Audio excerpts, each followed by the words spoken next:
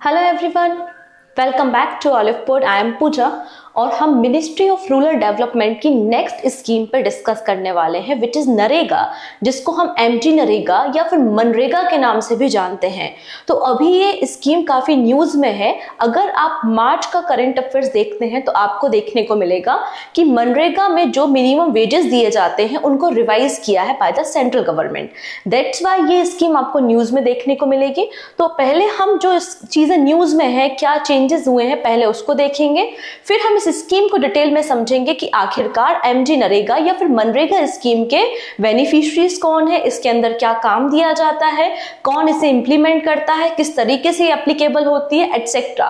Video के and में आपको फेज 1 के लिए और फेज 2 के लिए एक एक क्वेश्चन देखने को मिलेगा। फेज 1 के लिए ऑब्जेक्टिव क्वेश्चन होगा एंड फेज 2 के लिए आपको डिस्क्रिप्टिव क्वेश्चन देखने को मिलेगा और आप अपने लेवल पे एक आंसर राइटिंग भी कर सकते हैं। डन इतनी चीजें? तो आइए स्टार्ट करते हैं आज का वीडियो। आज का हमारा टॉपिक है Mahatma Gandhi National Rural Employment Guarantee Scheme, जिसको हम मनरेगा स्कीम के नाम से जानते हैं, और ministry of rural development nodal agency देखने को मिलेगी जो इस स्कीम को इंप्लीमेंट करती है। डन। इसके पहले मिनिस्ट्री ऑफ फाइनेंस की सारी गवर्नमेंट स्कीम्स को मैंने डिस्कस किया है, जैसे कि अभी रिसेंटली आपको सुकन्या समृद्धि योजना भी रिसेंटली न्यूज में देखने को मिली होगी, जिसका मिनिस्ट्री ऑफ फाइनेंस ने जो इंटरेस्ट रेट है वो 20 पॉइंट से इंक्रीज किया है। पहले ये 8% था और अब इंक्रीज करके 8.2% कर दिया है। तो ऐसी इंफॉर्मेशन को जानने के लिए आप प्लेलिस्ट को फॉलो कीजिए, जहां पर मिनिस्ट्री ऑफ फाइनेंस की सारी स्कीम को मैंने डिटेल में डिस्कस किया है। सिमिलर जो यहाँ पर इस स्कीम में भी आपको कई सारे इंपॉर्टेंट फैक्ट देखने को मिलेंगे और पीडीएफ आपको मेरे टेलीग्राम पे मिल जाएगी। सिंपली सर्च कीजिएगा current affairs with Puja ma'am और टेलीग्राम से आप इजीली मिनिस्ट्री के जो भी गवर्नमेंट स्कीम्स हैं उनके पीडीएफ को डाउनलोड कर सकते हैं। तो आइए देखते हैं why in news. Recently central government ने नोटिफाई किया था कि जो मनरेगा के वेजेस होते हैं उनको हाइक किया गया है 3 to 10%। अलग अलग स्टेट में अलग अलग आप देखेंगे परसेंटेज वाइज हाइक देखने को मिला है फॉर 24-25। 1 अप्रैल 2024 से ये जो रेट रिवाइज किए गए हैं, ये रेट हमारी कंट्री में एप्लीकेबल हो चुके हैं। कब से इफेक्ट में आए हैं? 1 अप्रैल 2024 से आप देखेंगे इफेक्ट में आए हैं। तो union ministry of rural development on 20 March 2024 notified the annual wage rate revision for unskilled worker under the Mahatma Gandhi National Rural Employment Guarantee Scheme which is MNREGA for 24-25। तो कितने परसेंट का हाइक है? 3 से लेकर 10% का हाइक है और अलग अलग स्टेट के हिसाब से आपको अलग अलग रेट्स देखने को मिल जाएंगे। ठीक है, चलिए अब यहाँ पे कुछ इंपॉर्टेंट फैक्ट्स को हम डिस्कस कर लेते हैं।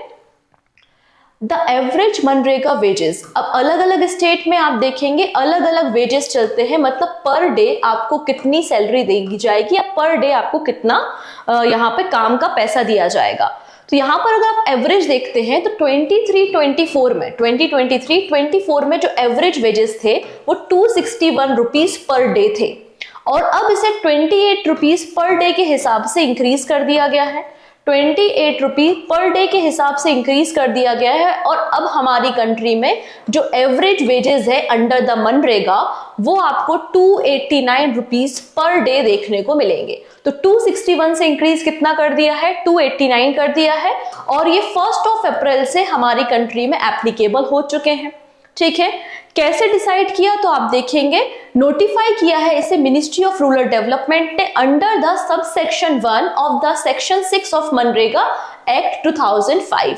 बेसिकली 2005 में एक नरेगा या मनरेगा एक्ट पास किया गया था बाय द पार्लियामेंट और 2006 से आप देखेंगे ये स्कीम इफेक्ट में है। तो अंडर दिस एक्ट इसका एक सेक्शन 6 है, उसके अंदर ही हमने यहाँ पर रिवाइज किया है डेटा। ठीक है, अब बात करते हैं वो कौन सा स्टेट है जहां पर सबसे ज्यादा हाइक किया गया है। So answer is Goa. Goa में आप देखेंगे हाईएस्ट हाइक किया गया है। जो मनरेगा के पर डे के वेजेस दिए जाते हैं 34 रुपीज पर डे। उसके अलावा आप देखेंगे लोवेस्ट जो चेंजेस हुए हैं वो उत्तर प्रदेश और उत्तराखंड में हुए हैं। यहाँ पर केवल 7 रुपी पर डे से इंक्रीज किया गया है। तो गोवा में आप देख पा रहे हैं गोवा में जो इंक्रीमेंट हुआ है वो 34 रुपीज पर डे हुआ है। वहीं यूपी और उत्तराखंड में ये जो चेंजेस है वो 7 रुपीज पर डे के हिसाब से हुआ है। अब बात करते हैं परसेंटेज के हिसाब से, तो सबसे ज्यादा चेंजेस गोवा में है। कितने परसेंट का हाइक है गोवा में? तो 10.56% का हाइक आपको देखने को मिलेगा गोवा में। वहीं उत्तर प्रदेश उत्तराखंड में आपको 3.04% का हाइक देखने को मिलेगा। तो आपको यहाँ पे कुछ बातें याद रखनी है कि पहली बात 28 रुपये पर डे के हिसाब से हाइक हुआ है। अगर हम एवरेज मनरेगा के वेजेस देखते हैं जो कि 289 रुपीज पर डे हो गए हैं। मैक्सिमम हाइक गोवा में है 34 रुपीज का और मिनिमम यूपी और उत्तराखंड में 7 रुपीज का आपको देखने को मिलेगा। ये कुछ बेसिक बातें थी। अब बात कर लेते हैं यहाँ पर कि सबसे ज्यादा परसेंटेज वाइज हमने देख लिया हाइक क्या हुआ, लेकिन सारे राज्यों में हाइक होने के बाद सबसे ज्यादा मनरेगा के वेजेस कहां पर है? तो आंसर हो जाएगा हरियाणा। हरियाणा में आपको highest rate of the NREGA wages देखने को मिलेंगे which is 374 rupees per day. कितना है? 374 रुपीज पर डे। वहीं अरुणाचल प्रदेश और नागालैंड में सबसे कम है। कितना है? 234 रुपीज पर डे, जो कि एवरेज से भी कम है। एवरेज तो 289 रुपीज पर डे है, एवरेज से भी कम आपको अरुणाचल प्रदेश और नागालैंड में देखने को मिलेगा। और हरियाणा में हाईएस्ट है। हरियाणा में वहां पे काम करने वाले लोगों को सबसे ज्यादा वेजेस पर डे का मेहनताना दिया जाता है which is 374 rupees per day. Clear है? डन। तो गोवा में आप हाइक देख सकते हैं 10.56% का है। यहां पर आपको कुछ और स्टेट्स देखने को मिलेंगे जैसे कि कर्नाटका, आंध्र प्रदेश और तेलंगाना। ये जो 3 स्टेट है इनमें भी जो हाइक है वो 10% से ज्यादा है। डन।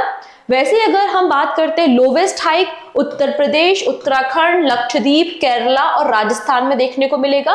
केरला, लक्षद्वीप, उत्तर प्रदेश, उत्तराखंड में जो हाइक है वो आप देखेंगे 4% से कम है। 3.90%, 3.62 इस तरीके से आपको हाइक देखने को मिल रहा है। डन इतनी चीजें। चलिए, तो आप यहां पर देख सकते हैं वो 3 स्टेट जहां पर हाइक आपको 10% से ज्यादा देखने को मिला। तो कर्नाटका, आंध्र प्रदेश और तेलंगाना है गोवा के अलावा। ठीक। वहीं अगर हम 8 अदर स्टेट्स के बारे में बात करते हैं जहां पर हाइक बिलो 5% है, तो इसमें आपको यूपी देखने को मिल रहा है, उत्तराखंड देखने को मिल रहा है, राजस्थान, केरला, लक्षद्वीप, मणिपुर और आपका हरियाणा और असम देखने को मिलेगा। डन इतनी चीजें हो गया इतना।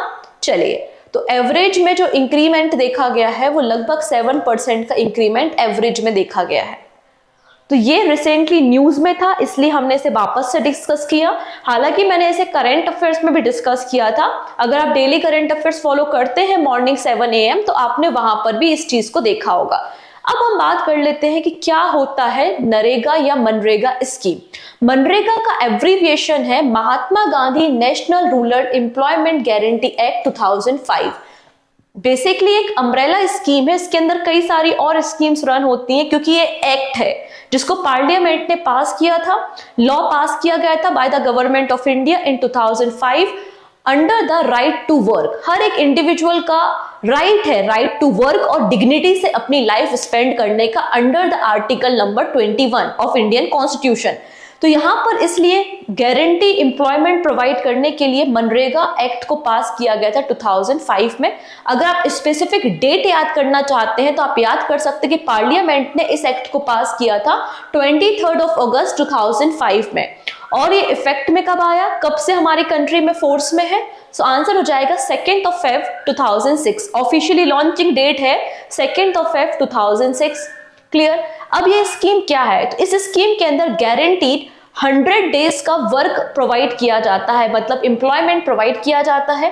किसे प्रोवाइड किया जाता है? जो रूरल हाउस होल्ड है, जिनकी एज 18 या 18 से अबव है और जो ग्राम सभा में रजिस्टर है या वहां की जो लोकल पंचायतें हैं वहां पे रजिस्टर है, तो उन लोगों को 100 डेज का यहाँ पे एम्प्लॉयमेंट अपॉर्चुनिटी प्रोवाइड की जाती है जिससे उन लोगों को भी रोजगार मिल सके और इकोनॉमिक इन्फ्यूजन हो सके, इकोनॉमिकली अपलिफ्टमेंट किया जा सके।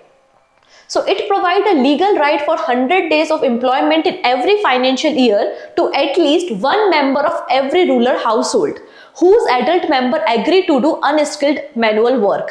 ठीक है, इसका ऑब्जेक्टिव आपको क्लियर हो चुका होगा कि रूरल सिटीजन को एम्प्लॉयमेंट अपॉर्चुनिटी प्रोवाइड करना जिससे उनकी इकोनॉमिक कंडीशन इंप्रूव हो सके। यहां पर इस स्कीम में कहा गया है कि जितने लोगों को आप हायर करोगे या जिनको आप एम्प्लॉयमेंट दोगे उनमें 1/3 मतलब लगभग 33.33% कौन होना चाहिए? वीमेंस होना चाहिए। तो women were guaranteed 1/3 of the job made available under the MNREGA. ठीक है, अब इस पूरे स्कीम को मॉनिटर करने का काम कौन करता है, तो आप देखेंगे ministry of rural development, government of India is monitoring the entire implementation of this scheme with the association with state government. तो स्टेट गवर्नमेंट के साथ मिलकर सेंट्रल गवर्नमेंट यहाँ पर काम करती है। यहाँ पर जो भी रूरल हाउस होल्ड है, जो भी पर्सन अपने विलेज में रहता है, तो उसको अपने रेडियस के 5 किलोमीटर के अंदर ही आपको एम्प्लॉयमेंट मिलेगा अंडर मनरेगा स्कीम, और वो भी 100 डेज का। अगर कोई पर्सन है जिसके घर से आपको जो वर्क लोकेशन दी गई है वो 5 किलोमीटर के रेडियस के बाहर है, 6 किलोमीटर है या 7 किलोमीटर है, तो आपको एडिशनल 10% भी वेजेस एड ऑन किए जाएंगे आपके जो पर डे की सैलरी है या पर डे का जो भी आपको वेजेस दिया जा रहा है। तो यहाँ पे work to be provided within 5 kilometre of the worker resident and minimum wages are to be paid. Clear है इतनी चीजें? Right to get unemployment allowance in the case employment is not provided within 15 days of the applying। अब कोई person है, उसके पास job card है। Job card basically जो ग्राम पंचायत होती है, जिस विलेज में आप रह रहे हो वहां की ग्राम पंचायत में आपने रजिस्ट्रेशन कराया है और उन्होंने आपको एक जॉब कार्ड बनाया है। वो जो जॉब कार्ड होता है वो 5 ईयर के लिए वैलिड होता है, और उस जॉब कार्ड से आपने अप्लाई किया है कि अगर आसपास कोई भी काम है तो आप मुझे काम दीजिए। आपके अप्लाई करने के 15 दिन के बाद तक अगर आपको काम नहीं मिलता है तो यहाँ पर इस एक्ट में इंश्योर किया गया है कि आपको अनएम्प्लॉयमेंट अलाउंस दिया जाएगा। समझ में आ रहा है इतनी चीजें? बेसिकली इसको ग्राउंड रियलिटी में या ग्राउंड लेवल पे इंप्लीमेंट कौन करता है? हमारी ग्राम पंचायतें इसको इंप्लीमेंट करने का काम करती हैं। Okay, adult member of the rural household submit their detail to the gram panchayat. The gram panchayat registered household after making a inquiry and issue a job card. Job card contain the detail of the adult member enrolled and his or her photo। तो इस job card की मदद से आप apply कर सकते हो। ठीक है, कैसे काम दिए जाते हैं? जैसे कि आपके जो विलेज है उसमें कोई पॉन्ड का फॉर्मेशन हो रहा है, या कोई गार्डनिंग वर्क हो रहा है, या फिर आप कह सकते हैं कि रेलवे ट्रैक का काम चल रहा है, आपका कोई और कंस्ट्रक्शन वर्क चल रहा है। तो ऐसी सारी जगहों पे बेसिकली यहाँ पे 100 डेज की गारंटी एम्प्लॉयमेंट प्रोवाइड की जाती है अंडर दिस एक्ट। जैसा कि मैंने कहा कि ये जो स्कीम है वो ऑफिशियली लॉन्च कब हुई थी?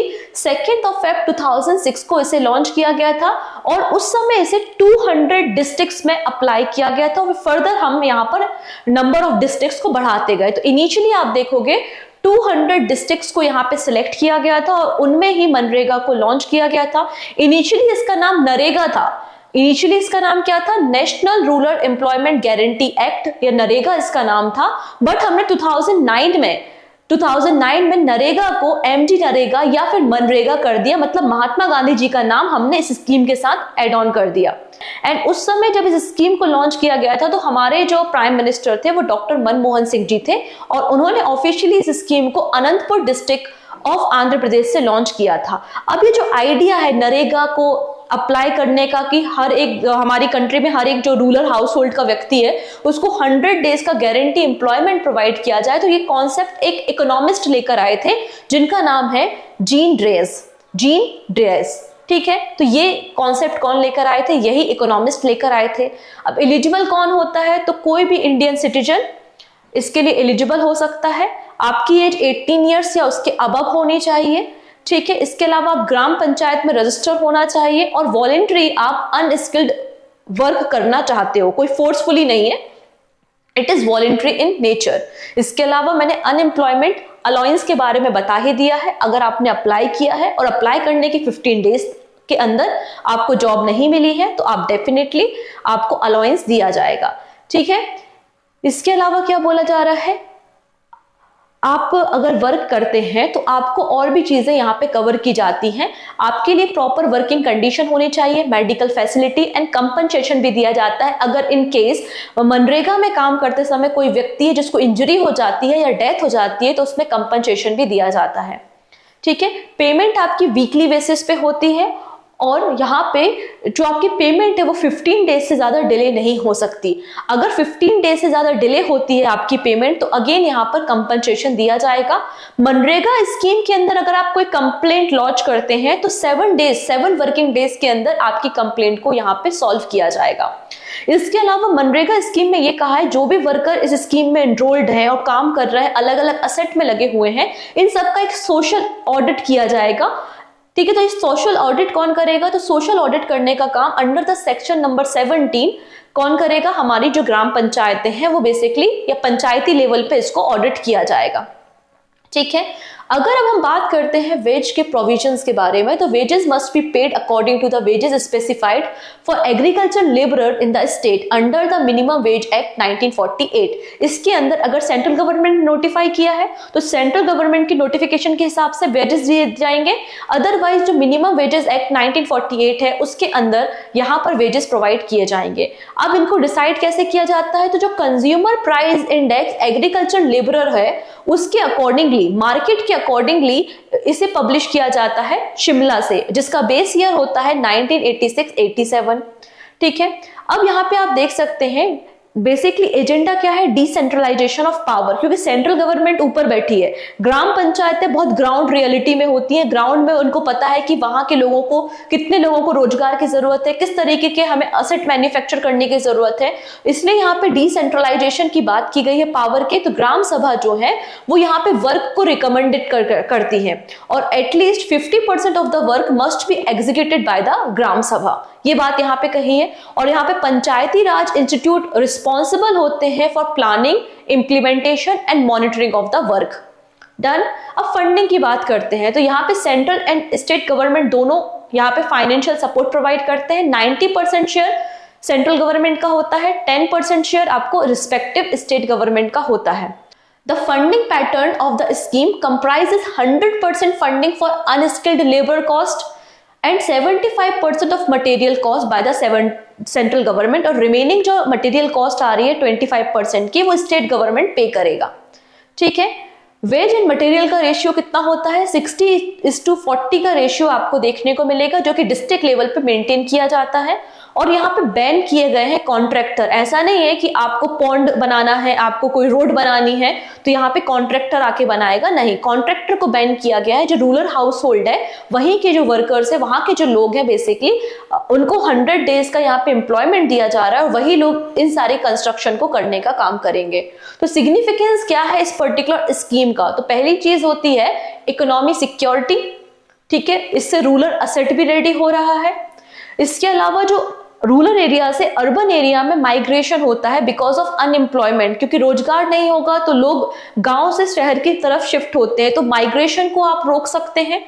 ठीक है, इसके अलावा ग्रीन एंड डिसेंट वर्क यहाँ पे प्रोवाइड किया जा रहा है। आप गांव के लेवल पे असेट को तैयार कर रहे हो और ये जो मनरेगा वर्कर्स होते हैं इनको प्लांटेशन करने का काम दिया जाता है, हमारे नेचुरल हैबिटेट को प्रोटेक्ट करने का काम इन्हें दिया जाता है। तो इस तरीके से हम एक सस्टेनेबिलिटी के डायरेक्शन में भी काम कर रहे हैं और अपने नेचुरल रिसोर्सेज को हम प्रिजर्व भी कर रहे हैं। तो ये कुछ सिग्निफिकेंस आपको मनरेगा स्कीम के देखने को मिल जाएंगे।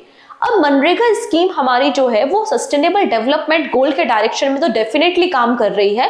इसके अलावा हमारे कुछ कॉन्स्टिट्यूशन के आर्टिकल्स भी आपको देखने को मिल जाएंगे, जैसे कि आर्टिकल नंबर 41 जो कि हमारा एक डीपीएसपी का पार्ट है, और यहाँ पे बोला जाता है कि हर एक स्टेट, जो स्टेट गवर्नमेंट होगी, वो कोशिश करेगी कि अपने राज्य के जो सिटीजन है उनको एक गारंटीड वर्क अपॉर्चुनिटी दे। तो state to secure for all citizen the right to work under the article number 41। Clear? वैसे यहाँ पे आर्टिकल 48A का रिलेशन भी आपको देखने को मिलेगा। अगेन आर्टिकल 48A हमारा डीपीएसपी का मतलब होता है directive principle of state policy. इसके अंदर आपको आर्टिकल 48 देखने को मिल जाएगा जो कि एनवायरनमेंट को प्रोटेक्ट करने की बातें करता है। बिल्कुल इसके अंदर हम अपने एनवायरनमेंट को भी प्रोटेक्ट कर रहे हैं। आर्टिकल 21 जो कि हमारा एक फंडामेंटल राइट है, यहां से आपको डिग्निटी से अपनी लाइफ को स्पेंड करने का अधिकार है, जिसके लिए आपको जॉब की जरूरत है, तो वो आर्टिकल 21 में कवर होता है। आर्टिकल 16 भी यहाँ पे देखने को मिलेगा, क्योंकि आर्टिकल 16 कहता है कि किसी भी व्यक्ति के साथ कोई भी डिस्क्रिमिनेशन नहीं दिया जाएगा और सभी व्यक्तियों को इक्वल अपॉर्चुनिटी दी जाएगी जॉब में। तो यहाँ भी कोई डिस्क्रिमिनेशन नहीं है, चाहे आप एससी कम्युनिटी के हो, एसटी हो, ओबीसी हो, ईडब्ल्यूएस हो या वीमेन हो, सभी को इक्वल अपॉर्चुनिटी यहाँ पर मिलती है। मतलब ये आर्टिकल नंबर 16 से भी रिलेटेड है। वहीं अगर हम बात करें आर्टिकल नंबर 46 के बारे में, तो आर्टिकल नंबर 46 इकोनॉमी अपलिफ्टमेंट के बारे में बात करता है for schedule caste and schedule tribe. तो ऑब्वियसली बात है, नरेगा के अंदर एससी और एसटी कम्युनिटी को भी तो एम्प्लॉयमेंट दिया जा रहा है। मतलब आपका ये जो स्कीम है ये आर्टिकल 46 से भी एसोसिएटेड है। तो आप देख पा रहे हो ना कितने सारे आर्टिकल 41, 48A, फिर आपका 21, 16 और 46, ये सारे आर्टिकल आपके मनरेगा स्कीम से एसोसिएटेड आपको मिल जाएंगे। डन। अब यहाँ पे क्वेश्चन देखने से पहले एक छोटी सी अपडेट है। हमने आप लोगों के लिए जो आरबीआई ग्रेड बी एग्जामिनेशन होने वाला है उसका एक क्रैश कोर्स लॉन्च किया है फेज 1 एंड फेज 2 के लिए। इसमें आपको लाइव क्लासेस और मंथली मैगजीन मिल जाएगी। आप इसमें इनरोल कर सकते हैं ऑलिव वुड के एप्लीकेशन पे जाकर, और अभी कुछ एक्सक्लूसिव ऑफर चल रहा है 43% ऑफ का, तो आप उस ऑफर को भी इस्तेमाल कर सकते हैं। लास्ट में बात करेंगे हम क्वेश्चन के बारे में। ये क्वेश्चन है फेज 1 का, जिसका आंसर आप हमें कमेंट सेक्शन में देंगे, और ये क्वेश्चन आपको फेज 2 का देखने को मिलेगा और इसको आप 250 वर्ड्स में लिखने की कोशिश करेंगे अपने लेवल पे। डन इतनी चीजें। तो आज के लिए इतना काफी था। मिलते हैं हम नेक्स्ट वीडियो में अगली एक स्कीम के साथ। जाते जाते वीडियो को लाइक करके जाइएगा, और मोर अपडेट के लिए आप कनेक्ट रह सकते हैं ऑलिव वुड के साथ।